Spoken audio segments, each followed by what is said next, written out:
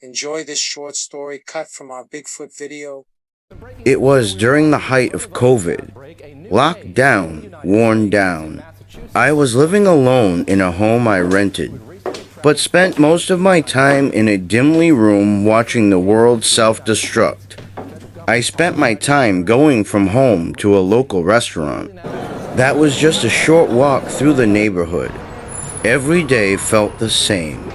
I'd sit and watch the soul-sucking news cycle, just waiting for something to change. Then one day, without a plan, I snapped. I got up, went to the front door. Upon opening it, the sight and smell of a warm summer's day inspired me to get out and live a little. I hopped in my car, craving fresh air and freedom.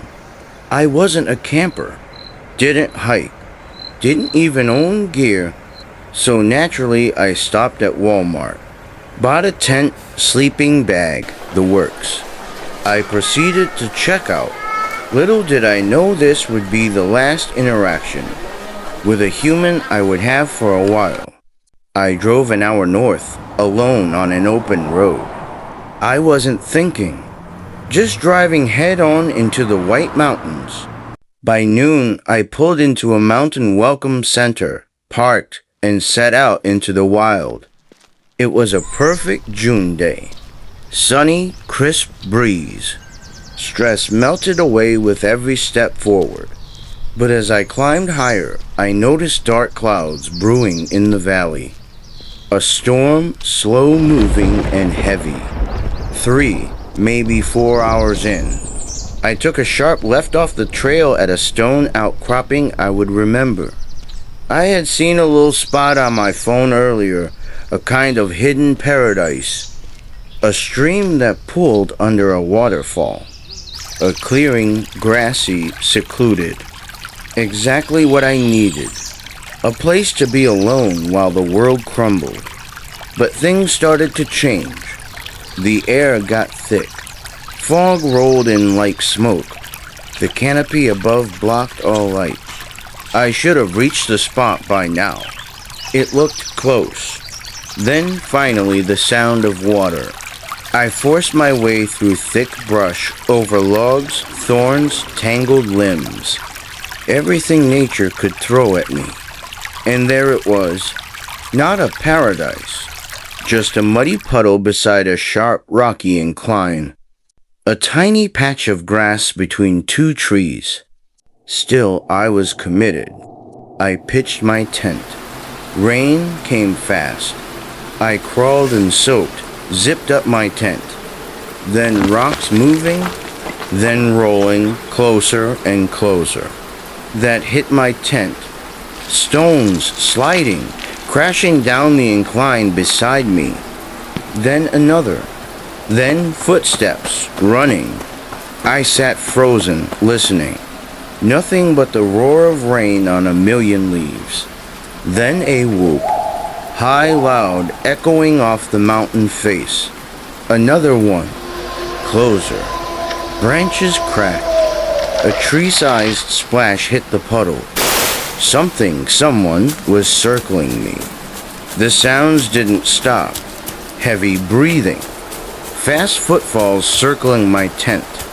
Then I heard them. Voices. Not words, but chatter. High-pitched, gibberish. Like 2 distinct tones. It was like they were talking, debating about me. I kept the tent flap down. I didn't want to see. I didn't want to know what was out there.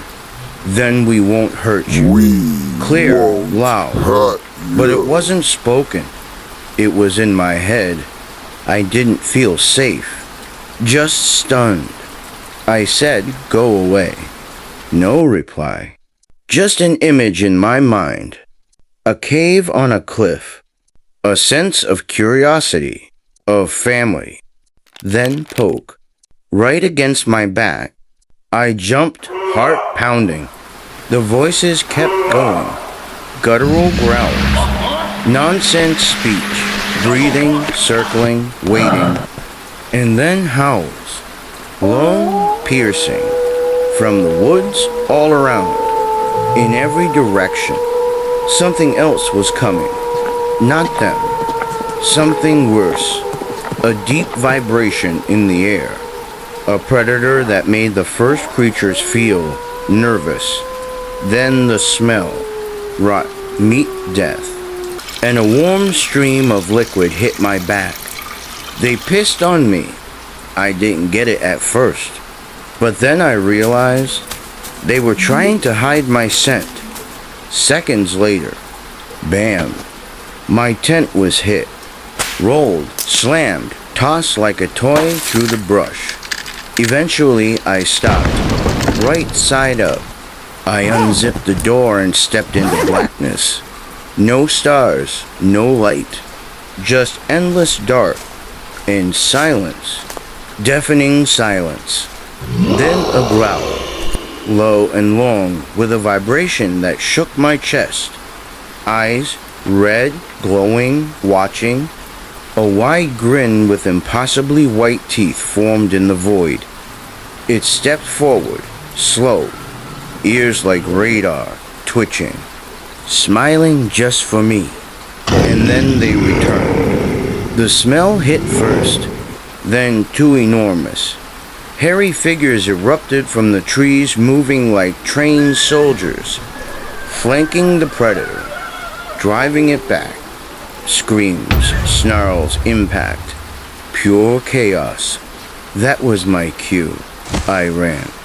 Blind, terrified, guided only by sound. Until double. I hit something hard. Not a tree.